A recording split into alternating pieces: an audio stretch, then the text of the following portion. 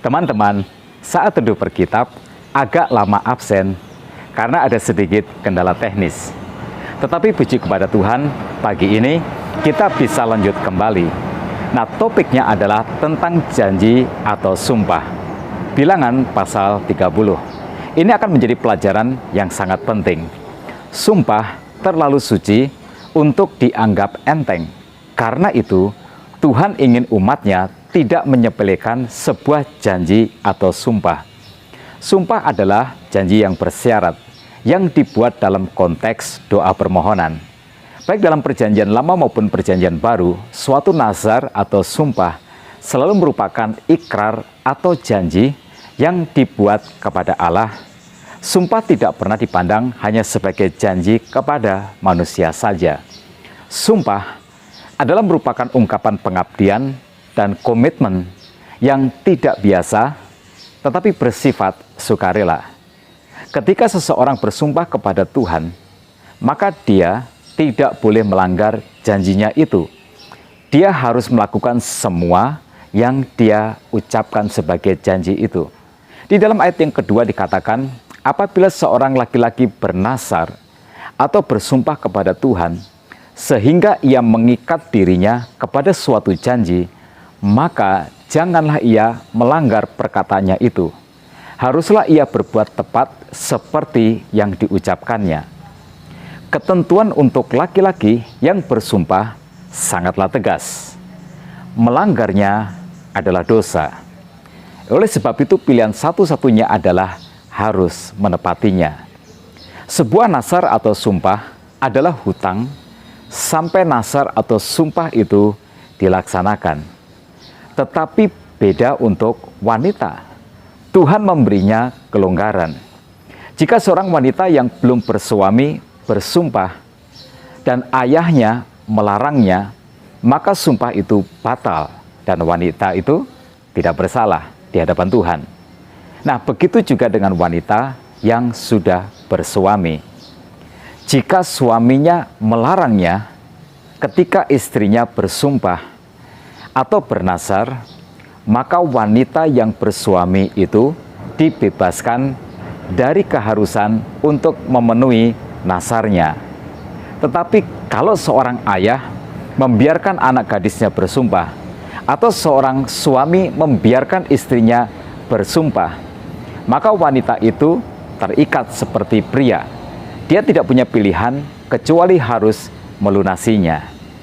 Tetapi jika si suami mengetahui bahwa istrinya bersumpah dan membiarkan saja, lalu selang beberapa waktu suaminya membatalkan, maka dosa pelanggaran sumpah itu akan menjadi tanggung jawab dari suami, bukan istri.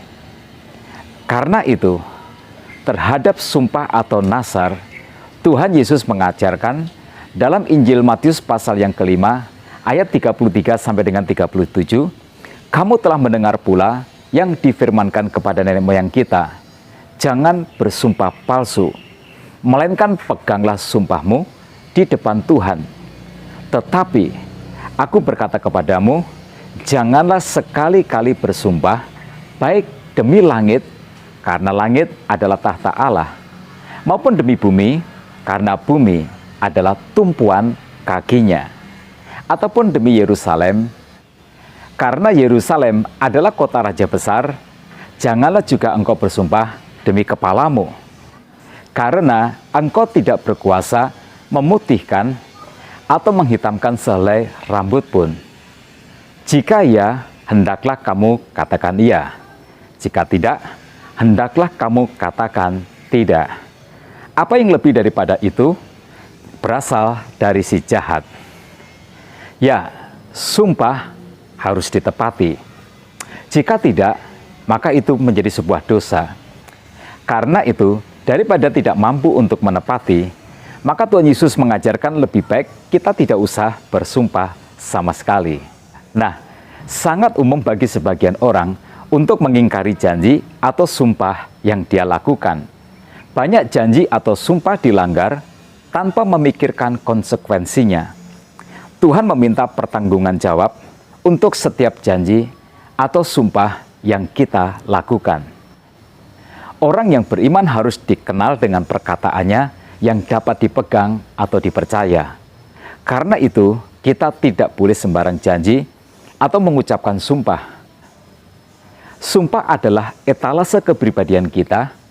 Jika kita tidak menghormati sumpah yang kita ucapkan dengan mulut kita sendiri, maka kita bukanlah orang yang pantas untuk dihormati. Sekarang sumpah atau janji di dunia modern kita ini telah berkembang sebegitu rupa menjadi banyak sekali variannya. Kita melakukannya tidak hanya secara lisan, sekarang janji atau sumpah dilakukan dengan sebuah akta perjanjian. Itu bisa berupa kontrak dengan berbagai tujuan, kontrak kerja atau kontrak kredit atau kontrak perjanjian. Nah, pesannya adalah jangan mudah mengucapkan janji atau menandatangani suatu kontrak perjanjian jika kita tidak berniat untuk menepatinya. Kesetiaan kita pada kata-kata kita adalah penghormatan kita kepada Tuhan, penghormatan kita kepada sesama, dan juga penghormatan kita kepada diri kita sendiri. Doa saya, kiranya kita mengingat semua janji-janji yang pernah kita ucapkan, yang belum sempat untuk kita tepati, dan doa saya adalah kiranya Tuhan memberi kita kemampuan untuk membayarnya. Nah, tetap semangat dalam kehidupan. Tuhan Yesus memberkati kita semua.